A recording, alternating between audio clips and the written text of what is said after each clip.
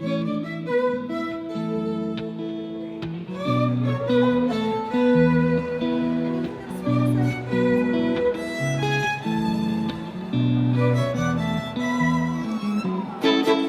everyone. Thank you so much for being here tonight for our 4th annual Patchwork of Parenthood event on this first day of Pride Month. This space is so beautiful, and I'm so excited to be here, and I'm so excited to see all of you here as well. So thank you again for being here to support our storytellers and to support our organization. I'd like to start by acknowledging that we here in Brunswick and much of Maine, we are in Wabanaki land, and we're all here on this land for a brief time, and one way we can honor the opportunity to live where we want to live, when we want to live here, is to acknowledge and honor the Native people who came here before us and who are still here. The Maine State Breastfeeding Coalition is a 501c3 nonprofit who is led by myself and a fantastic, hardworking, dedicated board of directors. And they have name tags on, and they'll be around during the intermission if you want to talk to them about our organization and if you want to talk about what it's like to serve on our board, because we're always welcoming new board members. So please speak with them. The mission of the Maine State Breastfeeding Coalition is to enhance the culture of breast and chest feeding around the state of Maine through education, connection, and through advocacy. And to meet the mission of connection, that point in particular, we offer a variety of activities. We have bi-monthly networking meetings, we have events like this, we have newsletters, we have social media, and we will soon start connecting parents with lactation professionals through something called Zip Milk. So for those of you in the audience who are a provider of postpartum support and care, keep an eye out for that. We'll also be putting out a resource directory or a directory of support groups that are happening around the state. So keep an eye out for that. We offer education through bi-monthly educational webinars as well that are recorded, and they are put on our YouTube page. We have an equity and lactation education fund for folks who are in marginalized and underrepresented communities to learn how to better support the folks in their communities. We're also working really hard right now on workplace support initiatives. We have been working with Maine Health Let's Go program on developing a workplace toolkit for employees to help them prepare for their return to work after they have their baby, to help them continue to do what they need to do to meet their human milk feeding goals. And we are currently working on a toolkit for employers to help educate them on how they can best support their employees when they return to work. And we also are working on a recognition program for those workplaces that are doing that awesome work. So we're really excited about that. We will be putting out a video later this summer that's going to help inspire workplaces to do that great work. And our videographer, Cece, is here. She is doing some interviews of folks to get some nice sound bites about experiences. So you might have an opportunity to do that during the intermission.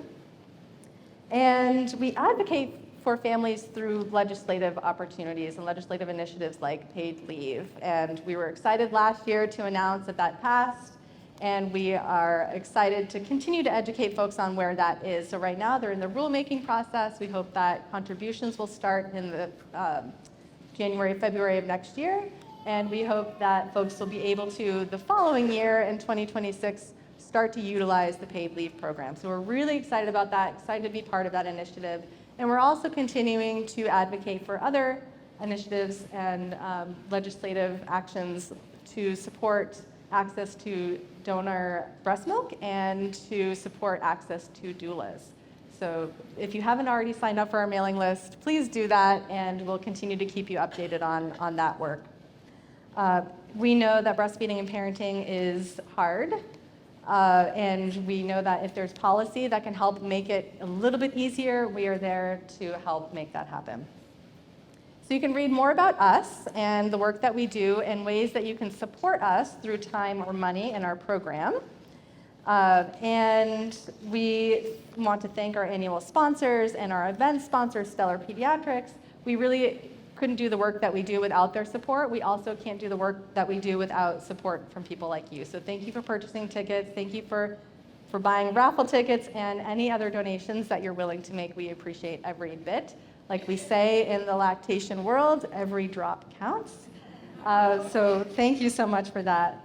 And then as far as this event goes, we host this event for two major reasons. One, to help raise awareness and funds for our organization, and also because we believe in the power of human milk and in supporting new parents where they're at. And we, again, know that providing human milk is not easy, no matter who recommends it or why it's recommended. And so we believe that people do the best they can with the information and the support that they have. And our mission is to provide that information and that support to help them meet their goals. And we're also hosting this event because we believe in the power of storytelling. And we want to provide this space for voices and lived experiences to be heard, like real lived experiences, real stories, not, it's so powerful to be able to hear what people are truly experiencing. So our goal is to do that tonight, and we want to celebrate parents and honor their experiences and resiliency through this powerful art and wisdom of storytelling. So again, thank you for being here, and let's get this evening of stories started. I'm pleased to introduce one of our star board members, Emily Elting, who is our MC for the evening. So come up, Emily.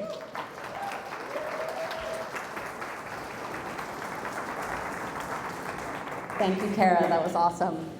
I was thinking about resiliency for a second there as we were seeing our dream lost with the quilt starting to fall down. If that happens, we will pivot. We know we're parents. We know how to do that. So thank you for flowing with us tonight.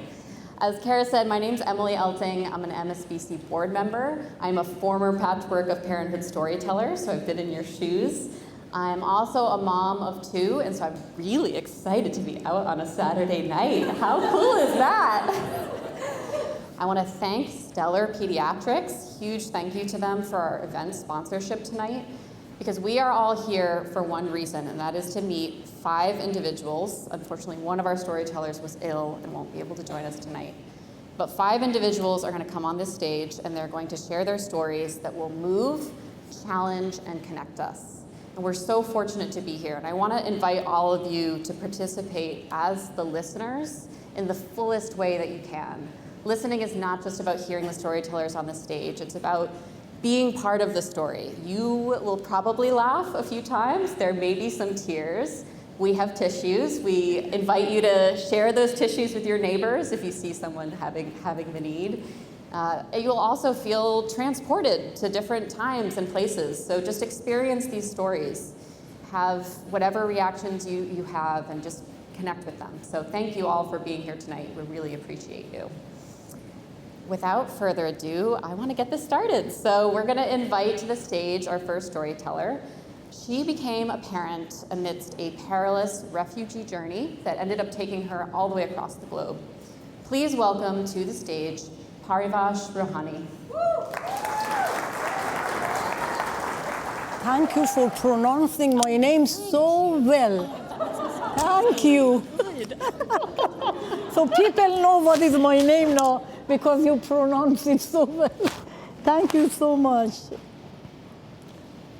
So the month of June is the 41st anniversary of 10 of my friends who were executed in Iran for standing for justice, equality, and freedom.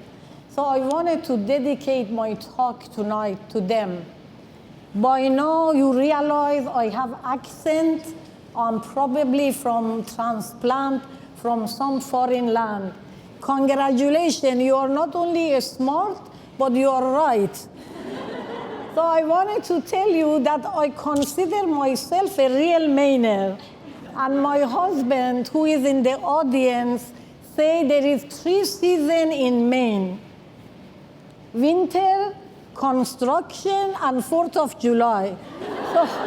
So I have survived it for 4 decades. If that doesn't qualify as Mainer, I don't know what would. If you have any suggestion about me becoming more authentic Mainer, Please see me after the talk. I just wanted to invite all of you to jump on this Persian magical carpet and come to Iran with me. It is mid-20th century. And I was born in a middle-class family, and I was the only girl. So you can imagine that I was very spoiled, and whatever I wanted, they provided for me, because I was the only girl. My father was working in military in Iran, so we traveled a lot. We traveled every few months from one city to another. So as young children, we realized we cannot have attachment to place or people, because we knew we would be disappointed. And really, I'm an outcome of a very abnormal life. The only thing normal about my life was when I was born and before I went to a school. Because as soon as Baha'is we went to a school, we realized we are second-class citizen, unclean, untouchable, and infidel. And that doesn't feel good. So we never really had a moment that we were invited to our friend's home for any birthday party or any significant event. And if it wasn't because of our religious community and other minorities like Jewish and Christian and Zoroastrian in our community, we would have lived a very lonely life, really. I remember my father 1 year was transferred to 2 different cities, so which meant that I have to change high school twice, from one city to another. And my mother was really at that point was getting kind of tired of moving and living in the rented places. So when my father retired, my mother got excited and said to him, "You better make up your mind, because I'm tired of moving. You pick a place, buy a home, and we move there." So my father chose a city called Shiraz, which is in the southwest of Iran. And the city is famous for 2 poets. I don't know if you heard of their name, Saadi and Hafez, and also for orange blossom. So the life was beautiful. It was a big city. We had a big Baha'i community, lot of young people. And I was like in heaven, truly in heaven. But that heaven didn't last long. So I vividly remember one night we all woke up to this banging at our door. And my father was the first responder. He opened the door, and there it was, a young man urging my father to take me out of the house, because a mob of angry people are burning Baha'i home from the north of the city. And I cannot forget my father's face. He was panicking. And as you know, women are problem solvers. So my mother said to my father, "The best thing is for you to take her to the dormitory," because my mother had a niece in dormitory. So anyhow, my father took me there, and that evening when he came back, he said that they burned our home to ashes, and we overnight became homeless. So then there was nothing for us in that city. We had to move to another town called Isfahan, which was few hours north of Shiraz. I'm not quizzing you after this, I'm just telling you the name of the city. So we went to Isfahan, and very quickly my parents said, "We cannot protect you as a young girl," because when they came to burn our home, they were asking about me. So my parents said, "We cannot really protect you, and you have to leave Iran." And although I really didn't want to, but just to give my parents the peace of mind, I thought, if I leave Iran, they just need to deal with their own situation. So I left Iran with two of my cousins. I was 18, one was 19, the other one 21. So we lived in India, we traveled, and finally we were able to get admission from one of the colleges in the south of India. The state is called Kerala. So we lived there, we were waiting for situation in Iran to get better because we were under impression that this revolution wouldn't last. That's why we chose India. We thought the situation get better, we go back. And it didn't.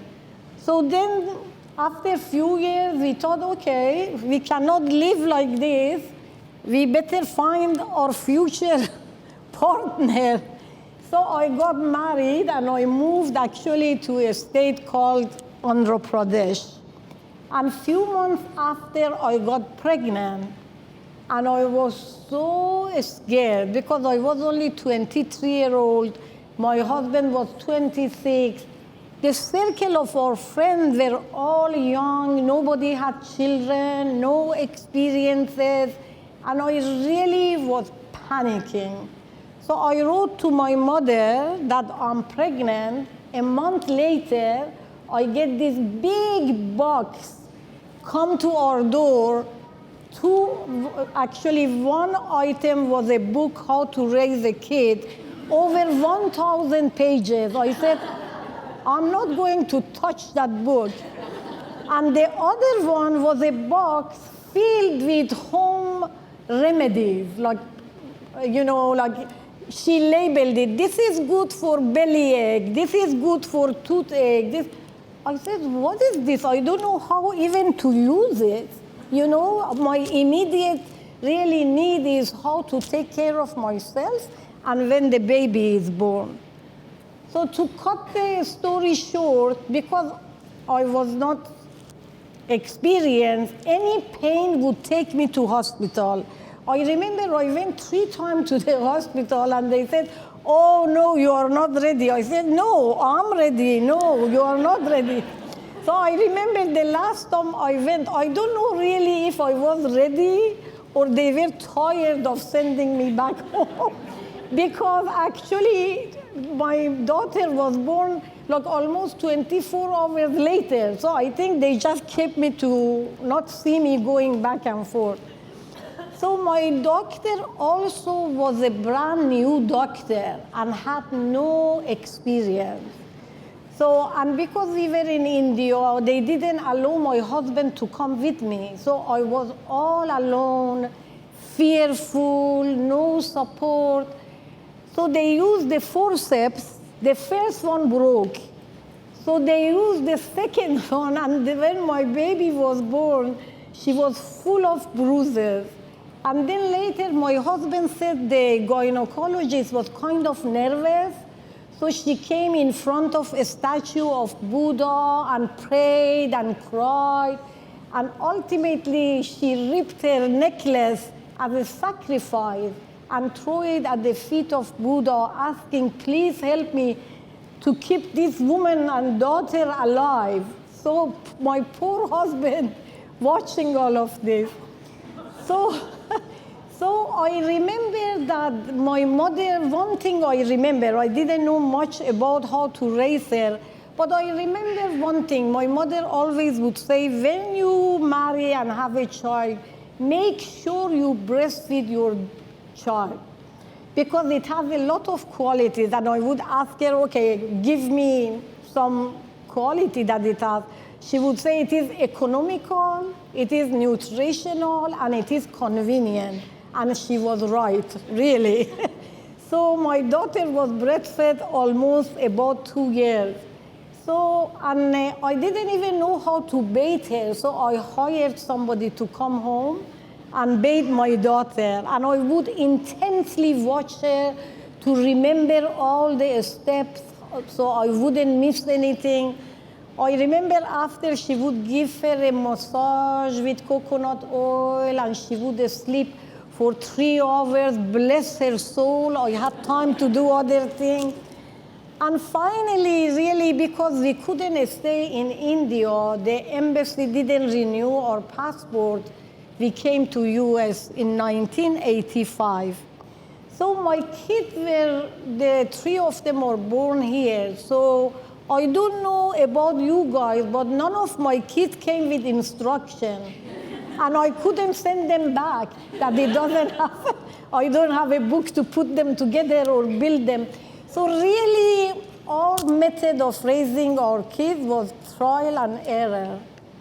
Like, really, there was nobody to advise us. And sometimes I feel that's maybe the best method. I always just feel, I hope my kids have forgiven me because they didn't come with instruction. I put them together and they grew up to be good kids, but they forgive me because we both were young and we didn't have a lot of experiences. So one thing with our family that was hard and challenging was because we come from a different culture. And at home, we would talk, me and my husband, in Farsi, and we try to communicate with our kids in Farsi. They would talk to us in English. So I think there was this lack of communication and sometimes some misunderstanding. I remember my kids would tell me, Mom, when you come to a school, don't talk in that funny language. And I tell them, actually, if I talk in that funny language, nobody knows that I have accent. But when I talk in English, people realize, oh, this is funny, the way she talks. So really, I'm just so thankful that we were able to come to America and raise our kids here with dignity and sense of belonging that I never had in my own country. And I wish all the parents nowadays that they have much more challenges, all the best to raise your kids, because when we were, raising our kids, the challenges were not that much. Maybe it was easier time to raise kids, but now probably you guys have to deal with more than I did. I hope that you understood my story. Thank you so much. Thank you so much, Parivash. I understood, I think, as much as I can as someone who's still new to this. Okay, so if you're following along in the program, our next storyteller was not able to make it due to illness, but I want to speak about their story for a moment. So Petrichor Nealon Campbell is our MSBC board president and DEI JB committee chair and board member of the US Breastfeeding Committee, so wow. Their story is about the challenges and joys of coming out as trans while also being a parent.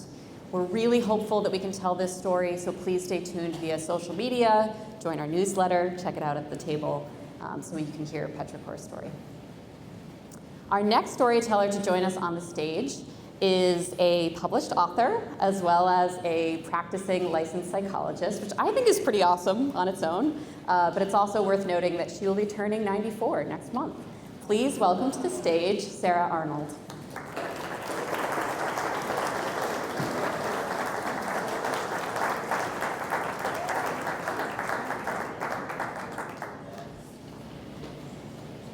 In 1970, in New York City, at age 40, I gave birth to my son, Christopher, without being married. Now today, that would be a mere nothing. But in 1970, it was not really socially acceptable. Let me illustrate. While I was pregnant with Christopher, I received a call from a reporter from the New York Times. And she was doing a story on women who had their first child at 40 or over. And she wanted to interview me.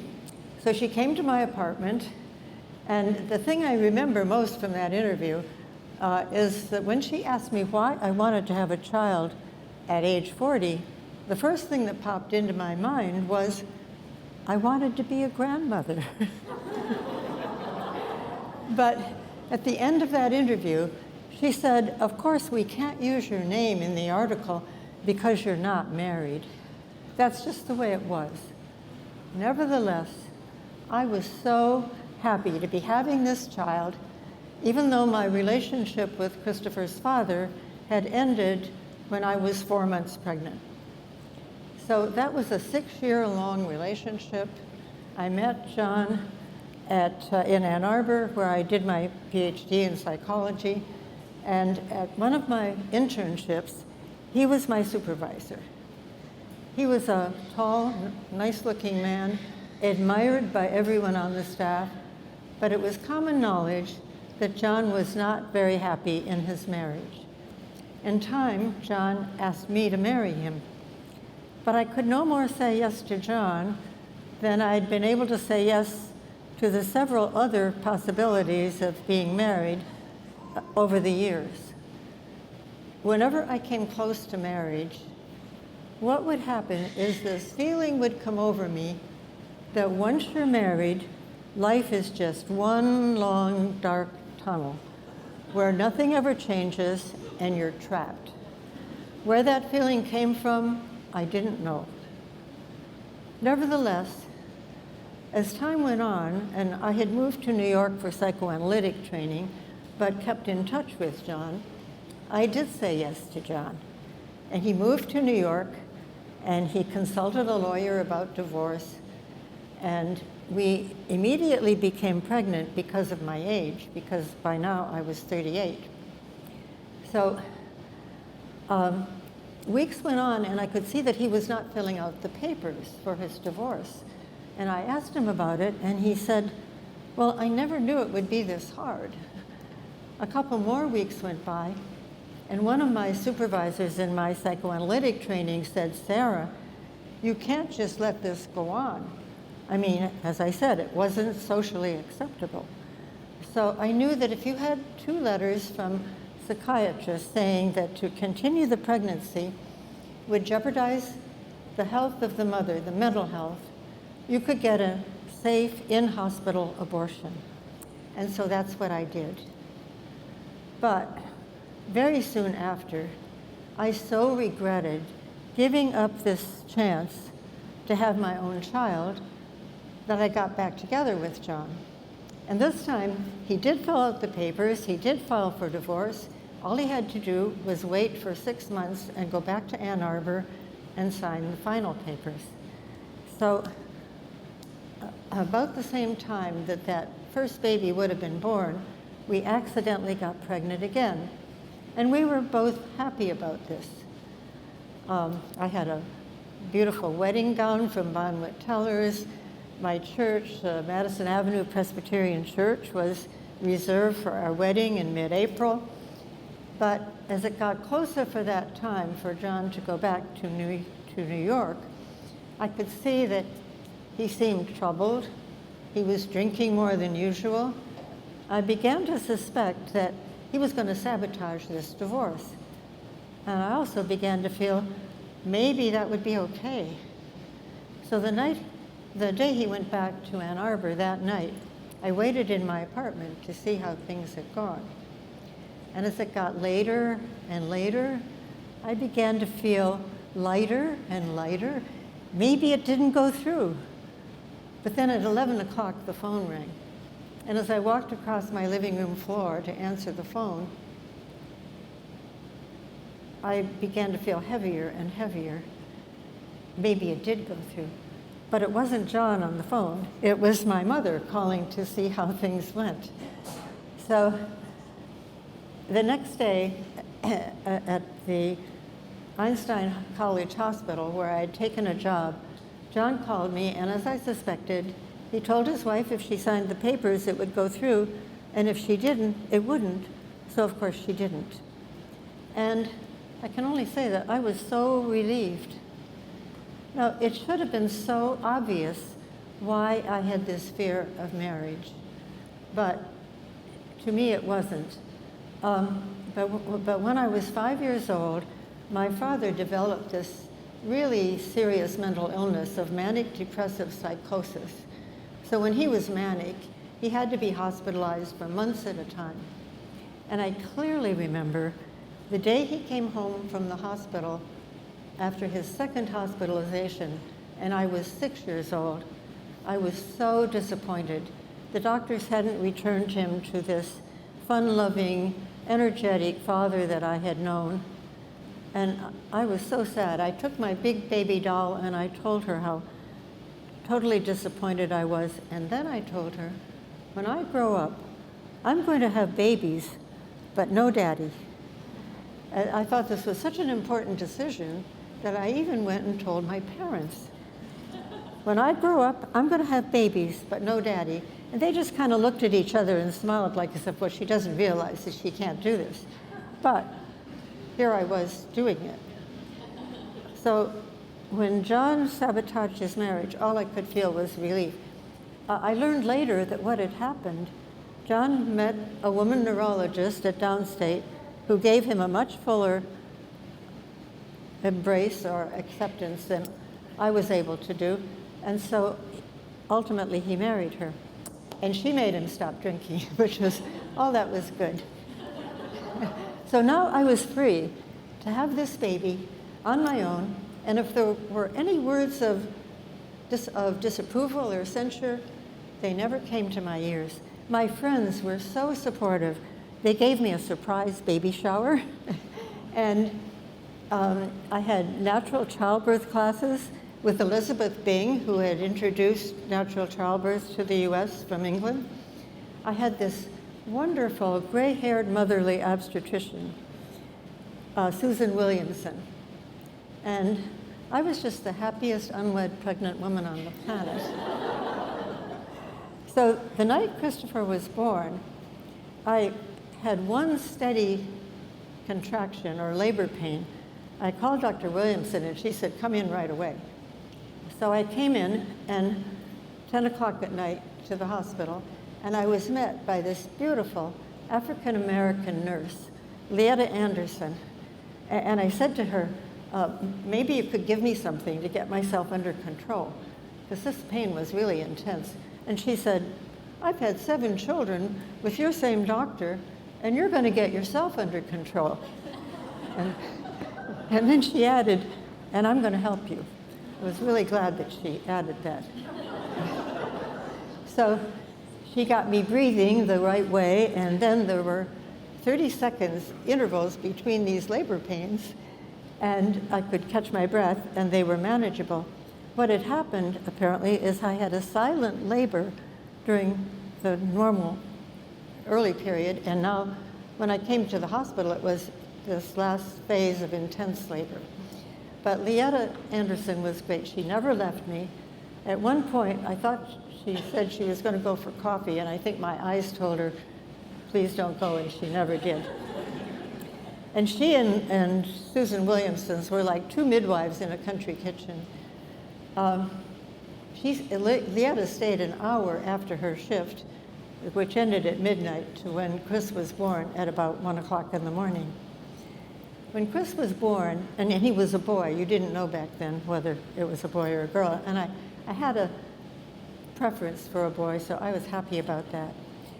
They wrapped him in this blue receiving blanket and held him up for me to see, and at that point, I had the most awesome experience of my life.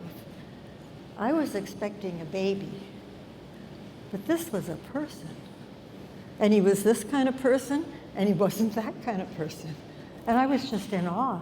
And I had this thought, gee, I hope he likes me. And so that had to be the happiest moment of my life to date. But back up 3 months to when I was 6 months pregnant, and at the hospital where I was working, my unit was closing for lack of funds, and the head of my department thought he should find jobs for all of us. I didn't need a job because they had allowed me to build up my practice, but he introduced me to this Dr. Arnold, who was doing research. And so even though I didn't need a job, I agreed to work on his research. And I cleared my schedule on Friday, and every Friday he came in from the Bronx to Manhattan, and we worked on this research for a year, maybe a year and a half. And so one Friday he said, next week when I come in, would you have dinner with me? And I said, sure. And then I thought, These lunches around the corner at this little French bistro, the Right Bank, had been getting longer and longer. We just loved talking to each other. So I wasn't totally surprised when at this dinner, he asked if I would consider marrying him. And for the first time ever, I was able to give this full-hearted yes to that question.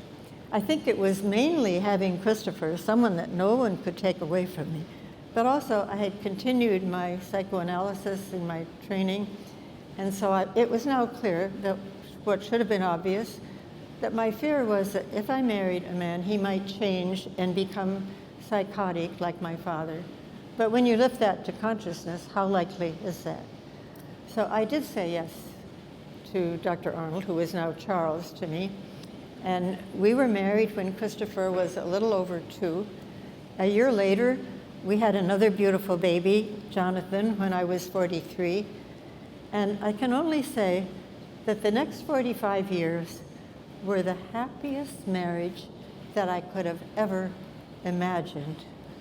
But think what I would have lost if I hadn't been able to unearth that unconscious fear that kept me from having what I most wanted. So thank you. But I also want to tell you that that baby Chris is grown up, and he's here tonight.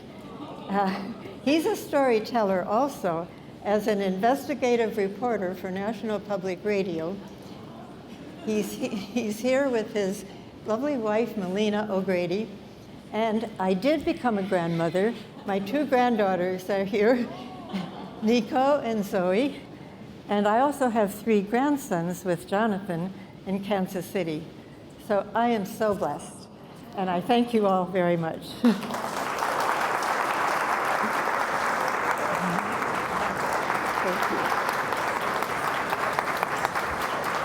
Thank you, Sarah. That was incredible. That was wonderful. So many feelings that I think some of us have had before. Our next storyteller has lived between worlds, growing up past Passamaquoddy in Maine. The transformative experience of parenthood allowed her to find her voice and to start seeking her identity. Welcome to the stage, Jen Doty.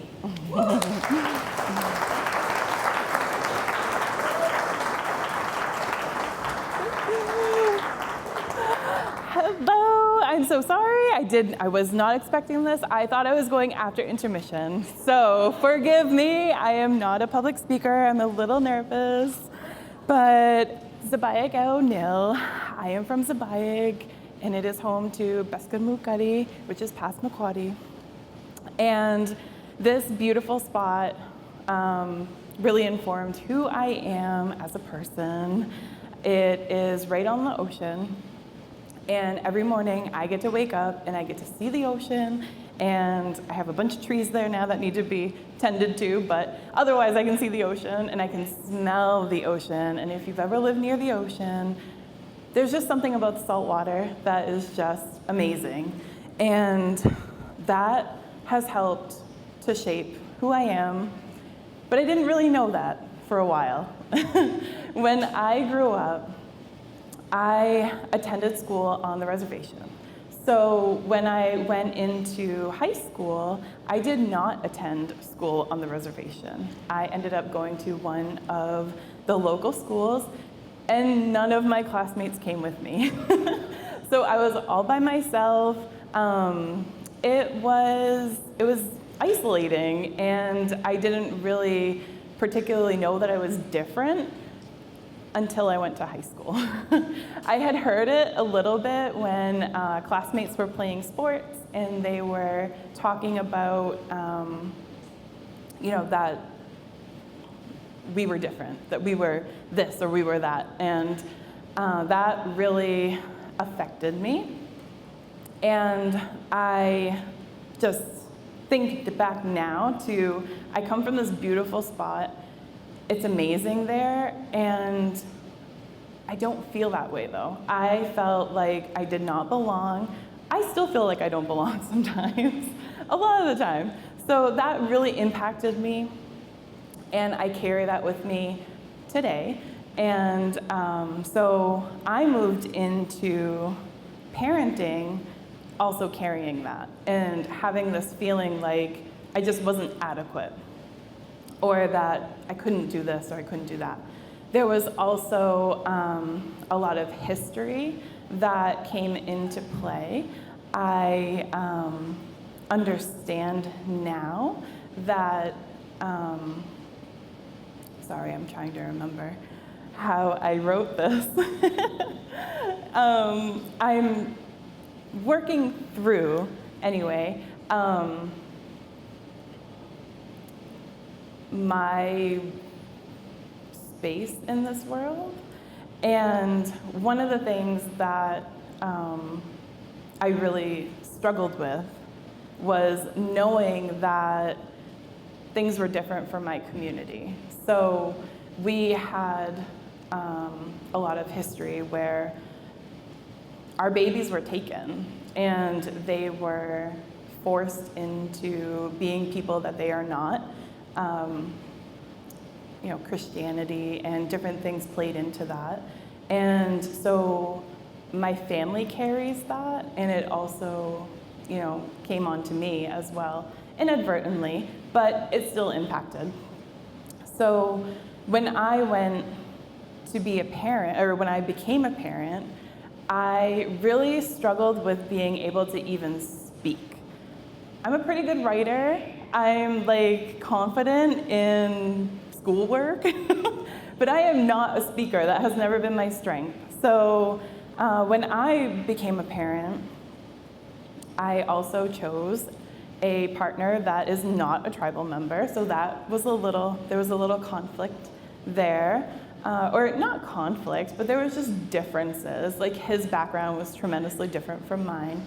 And I went into parenthood kind of knowing that I wanted to be a parent. I grew up babysitting and taking care of little ones, and I loved it. I just knew that I was going to be a mom. And so when I became a mom, it was okay. I felt good with my doctor. But when I went in to have my child, there were things that happened that I didn't know that I could say no. So like my doctor physically examined me, and when I reflect back on that, it felt like I was violated, and that I just didn't know that I could say, no, I don't want that. Like, you know, my experience was hard that way.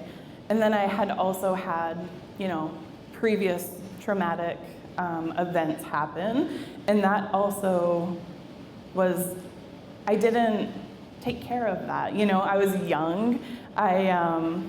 Like I said, I knew I wanted to be a mom, but I struggled with being able to speak the things that I needed to speak. I didn't feel confident in who I was and what I was doing, I guess, most of the time. I was going to school. I felt judged a lot, and there were a lot of feelings that I was holding that I just didn't have the words for at that time. So I became a mom, and that was amazing. I love my children. My son, when he was born, it was, I felt like that was one of the times that I knew that I was doing something right. And I felt confident in not every decision, but I felt like I knew who this little person was, and I felt like he was a part of me just as much as I was a part of him, and that I could, you know, be his mom. And so that was amazing. I went on to have 2 additional healthy pregnancies. Those went better. The deliveries went better. But I then had, for my 4th pregnancy, I did miscarry. And that was traumatizing. But I also really didn't know, again, that there were other opportunities to be able to treat that. So I had to go in and have a DNC. and I was completely alone. And that was a lot of my experience when I went through my doctor's appointments and whatnot. I was alone a lot of the time. I was living away from home. I didn't have that like sense of security and that sense of safety. So I had a nurse though that stayed with me, and she held my hand and she tried to comfort me. My doctor tried to comfort me, but it wasn't the same. It was pretty terrible. So that was hard.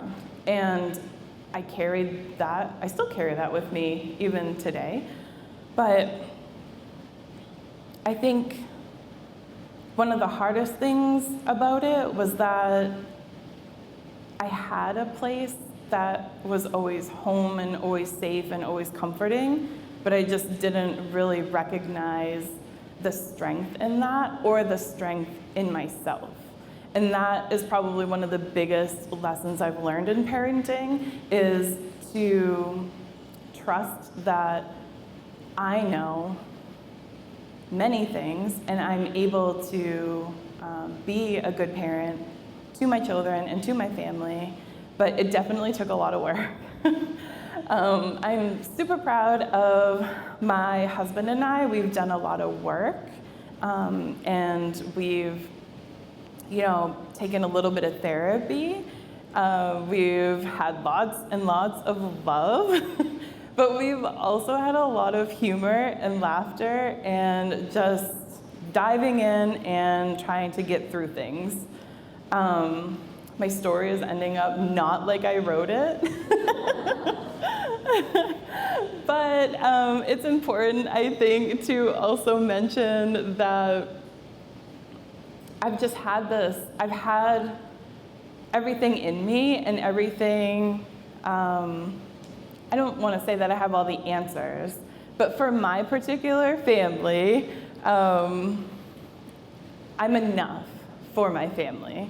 And I'm enough for myself. And it honestly took me going through social work and going through clinicals and all of that kind of good stuff and getting my master's and doing the work that I do to be able to understand that I hold so much knowledge and so much medicine, and I don't know. I'm gonna be okay, my kids are gonna be okay, and we're going with it. And like I said, I'm super nervous, so. So that's the majority of my story. I don't wanna go into too much detail on too many other things, but just know that, parenting is crazy. It's wild, but we're gonna do it, and we're gonna keep doing it, and it's gonna be amazing. So, thank you. Our next storyteller will be joining us on stage. She will be signing her story with American Sign Language. So the voice that you will hear will be that of the interpreter. She's sitting in the front row. She'll be speaking into a microphone. So without further ado, please join me in welcoming Claire Jeffers. Hello, everyone. My name is Claire.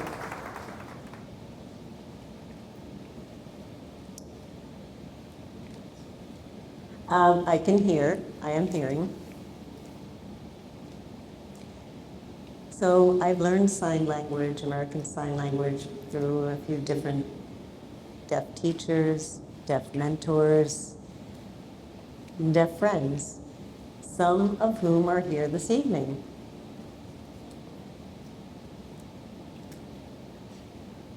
This story that I'm signing out loud is called Why I Sign.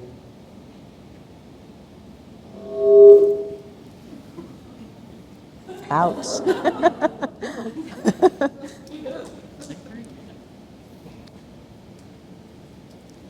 4 years ago, I knew 5 signs in American Sign Language.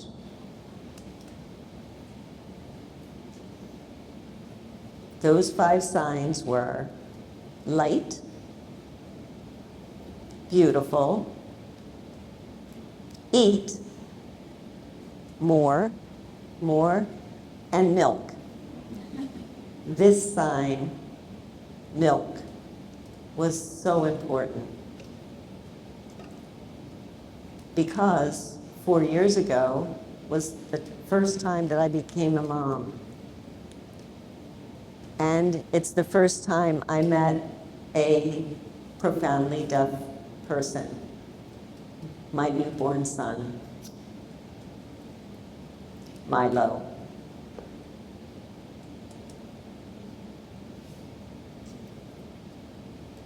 For the first 7 weeks of Milo's life, that sign, milk, was ingrained in my brain every day, all day. How much milk do I feed him? When do I feed him?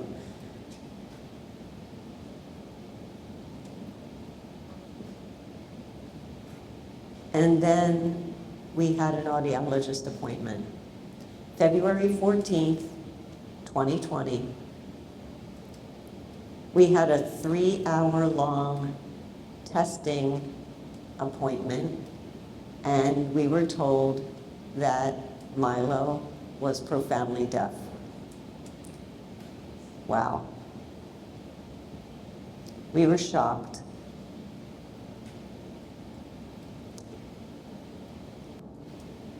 Now, that sign, milk, that was so important, kind of took a back burner.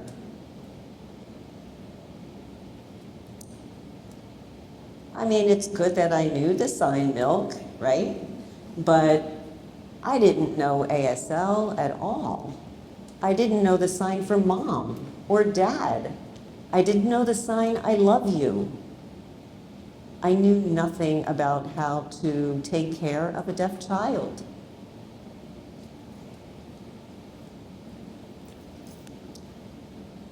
We agonized over that. I was terrified. I was so afraid of messing up.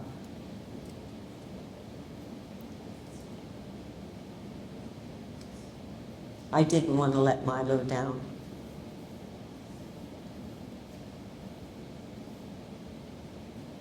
I wanted to communicate with my son. Before we knew he was deaf, I talked to him all day long. I would take him to the window and we'd look out at the big world and I would talk to him about what we saw.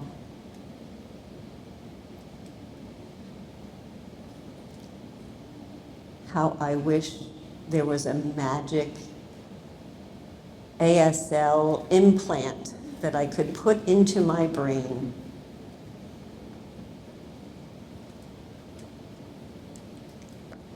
I was exhausted and overwhelmed. Learn ASL right now? How?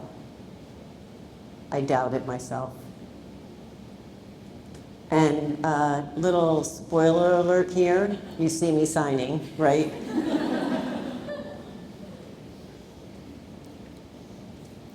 But I was motivated to learn as much as I could.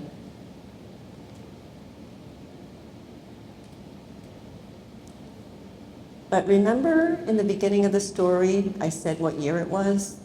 2020? Yeah.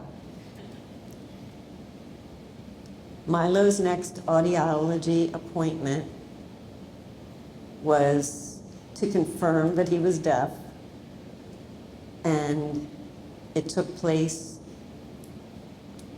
March 11th of 2020.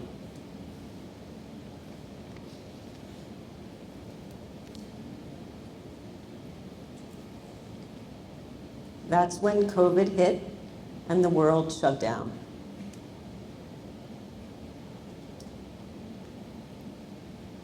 And boy, that really impacted us. We were overwhelmed.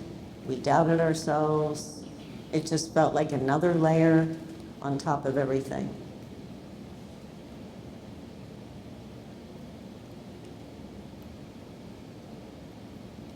We were isolated. How are we going to communicate? How are we going to get in touch with the deaf community?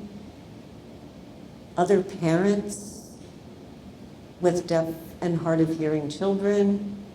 How are we going to do this?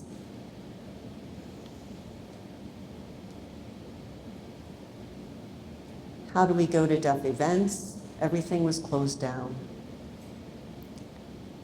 You know, parents groups, anything with kids that are deaf and hard of hearing, everything was closed.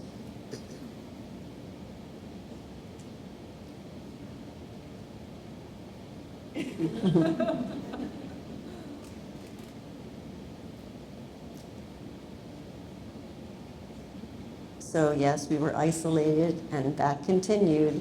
And we were learning ASL slowly, step by step. And we were also learning about different communication modes.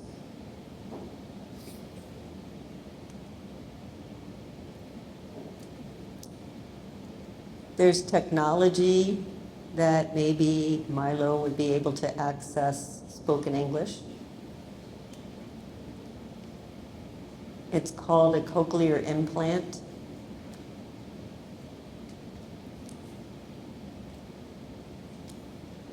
And we knew nothing about ASL, and we knew nothing about cochlear implants. So we did some research, a lot of research.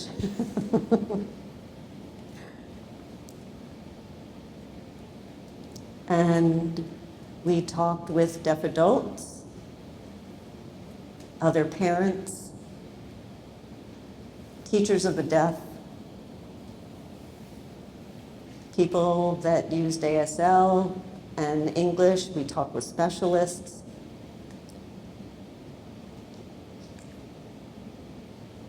And I learned a lot.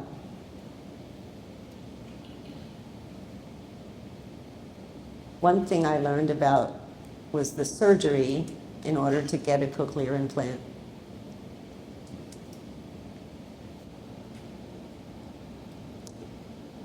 During the surgery, they cut off part of your ear, and they place 24 electrodes,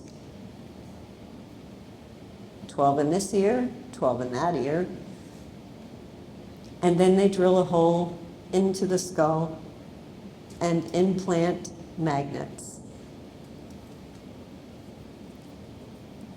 It sounds like a serious surgery for a little baby.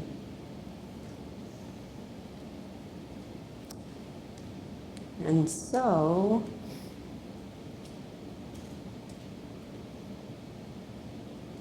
I'm looking at Milo, our beautiful, healthy, happy baby, and I think, do we really want him to hear? Do we really need him to hear? The cochlear implants are not perfect. They have their challenges and their problems. For example, little kids often pull them out, like glasses that they don't want to wear. They take their cochlear implants out. They can break down, they can malfunction. And I agonized over this decision for months. I felt like it was an impossible choice. Stay isolated with a little bit of language access through American Sign Language, or go through this serious surgery to access English, possibly.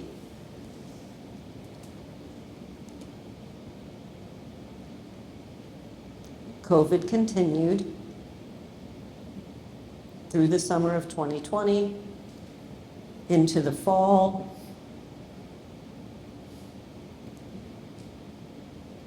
And Boston Children's Hospital called us.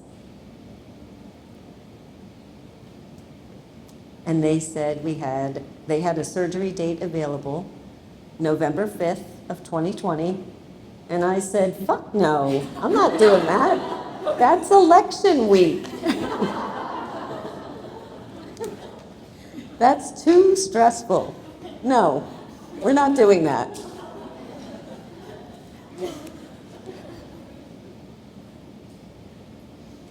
Boston Children's called back again and said the next possible surgery date would be the following spring. And again, I felt like it was an impossible choice to make. We thought about it, and we made the decision to move forward with the surgery November 5th of 2020.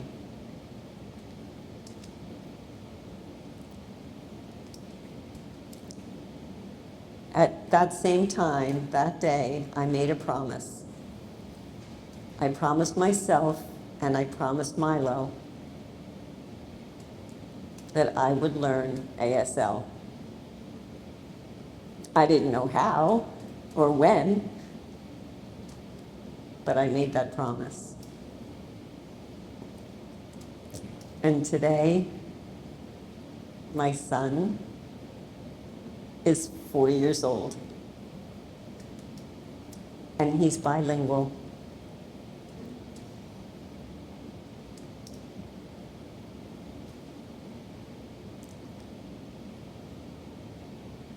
He can speak in ASL, and he can speak in English.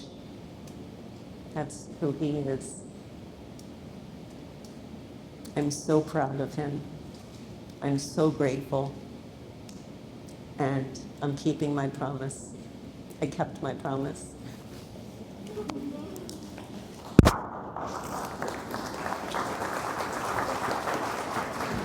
Take a second. Our next storyteller is an award-winning author, and she hails from Bangor. Please, everyone, welcome to the stage, Alexandra Hinrichs.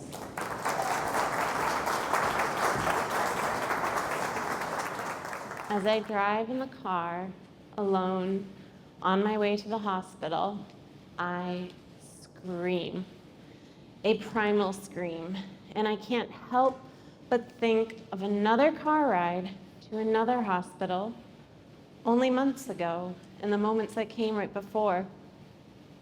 My mom had walked into our toy-strewn house, her arms full of grocery bags, to find me on my hands and knees, panting. She didn't know what to say, which was unusual because we talked all the time. But this was not what she'd expected. I had called her and told her that I was finally in labor, and she said she would change her plans and come right home and not go to the grocery store. And I said, no, go to the store. There's plenty of time. My water hasn't even broken yet. You see, with my first baby, my water breaking was the very first sign of labor. Contractions came after, and then it was still hours before the baby came. So with my second, I thought I knew what to expect. There had been some signs that maybe things would be different this time. My first son was born 2 weeks before his due date, and now I was 4 days late. I'd had a false labor alarm 3 weeks before that brought me to the hospital. And as I questioned why I couldn't recognize labor this time, the actual labor, the midwife said to me, well, usually by the time someone calls to say they're on their way, they're having a hard time talking through contractions. Noted.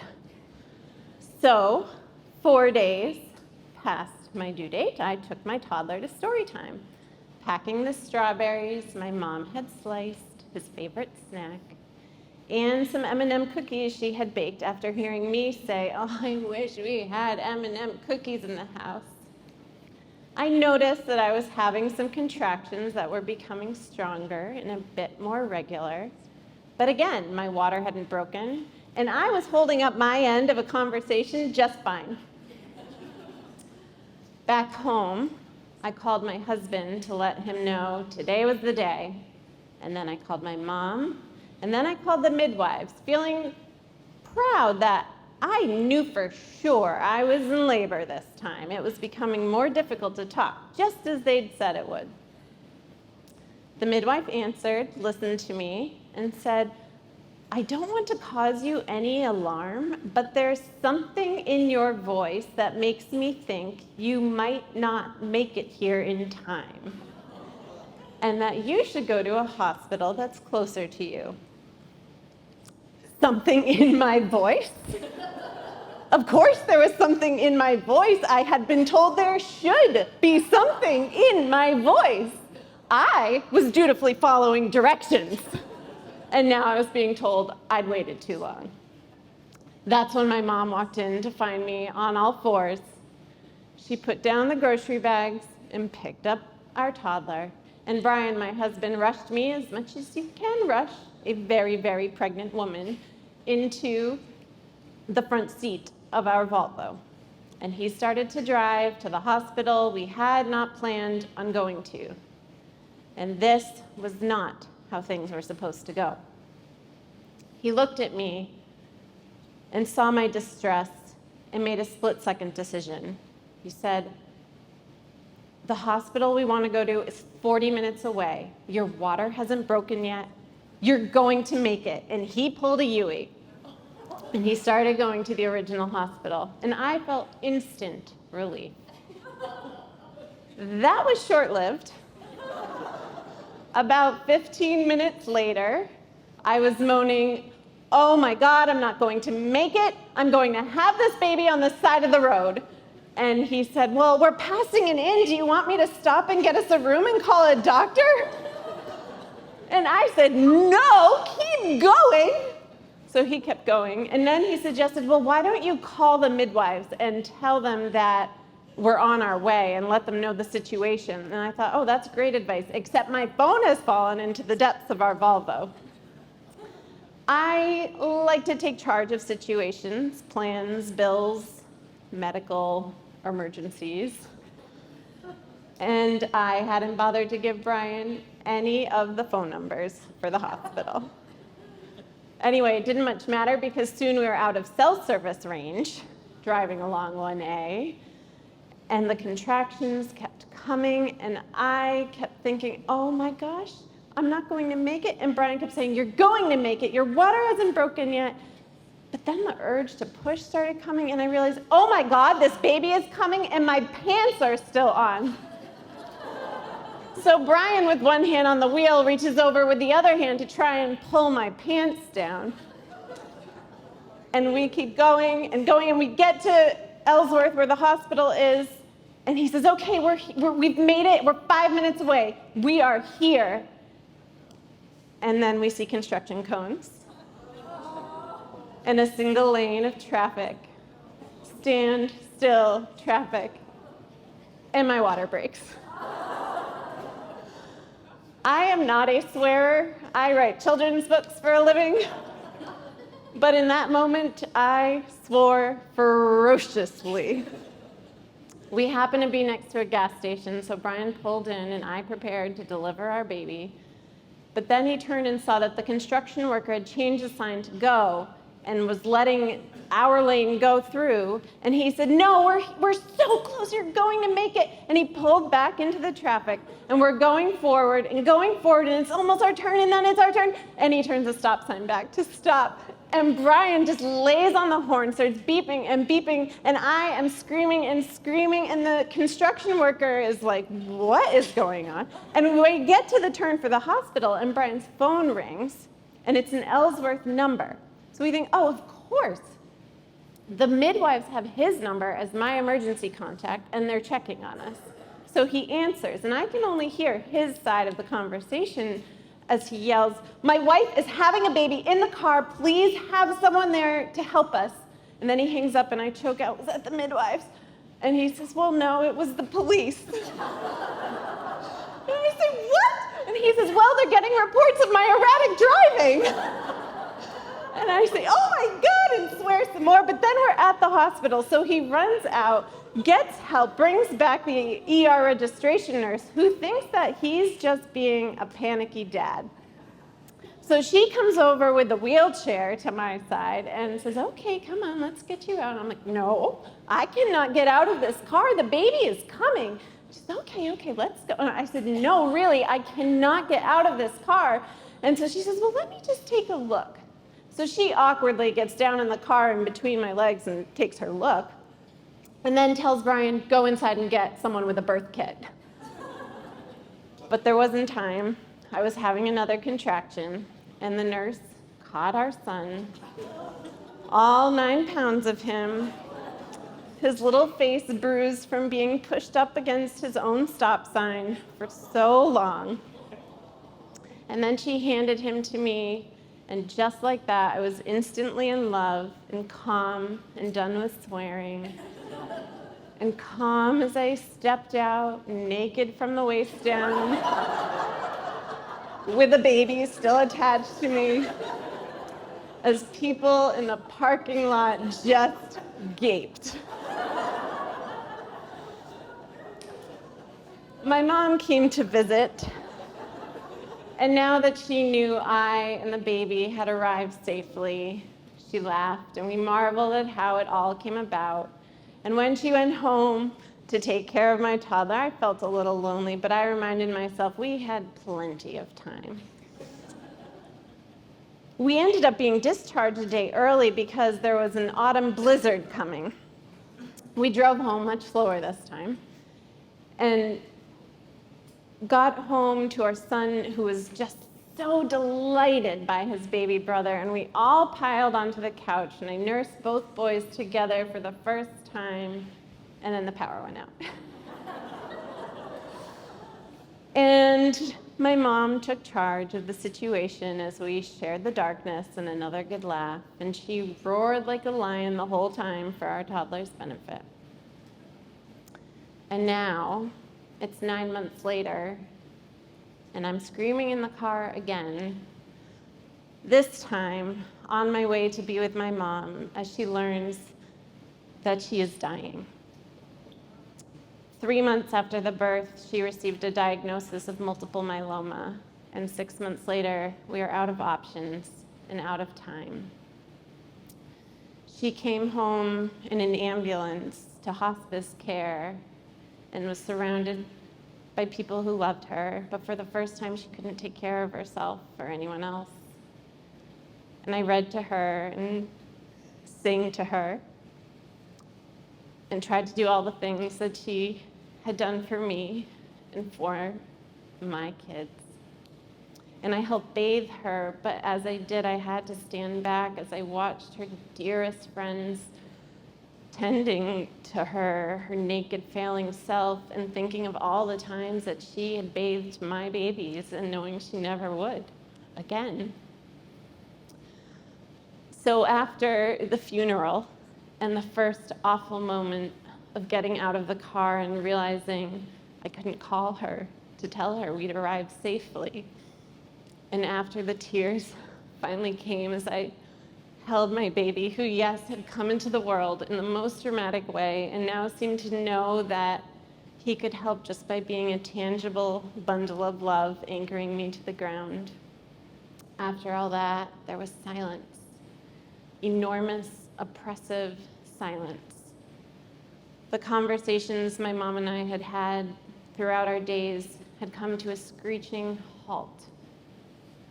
And everyone tended to swerve around the subject of her, except my toddler. He wanted to talk and talk and talk about her, especially when we were in the car. So he says to me again one day, I miss her. And I say, I know, I miss her too. And he asks, will she ever come back? And I think about how to respond while waiting for a traffic light to turn. And I say, you know, we are so lucky because she loved us so much, and we have that love inside of us forever. So if we're feeling tired or sad, we can draw on her love to get energy and strength. And he thinks about this, and then he says, like a snack in my belly? And I say, yes, exactly like a snack, knowing that my mom would have loved that. And then he says, with certainty, like strawberries. And I say, yes. And I look in the rearview mirror and see him patting his baby brother's hand. And I start to cry because I just want to tell my mom about this. And then I start to laugh again. And I didn't know what the depths of grief would feel like, but this is not what I expected. This complete joy next to tremendous sorrow, passengers utterly comfortable with each other. But here they are, and here we are. So I keep my eye on the road as we travel to our next destination, not knowing what it will be, but feeling utterly grateful to be along for the ride.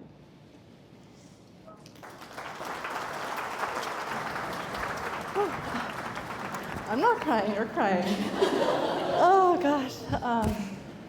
I want to thank you all for coming tonight and supporting the Maine State Breastfeeding Coalition and supporting us with raffle tickets. And please consider donating to support our organization so that we can continue to support families and parents like the folks you heard from tonight. And better yet, tell 3 friends you know about the experience you had tonight, about the stories you heard, and a little bit about the Maine State Breastfeeding Coalition.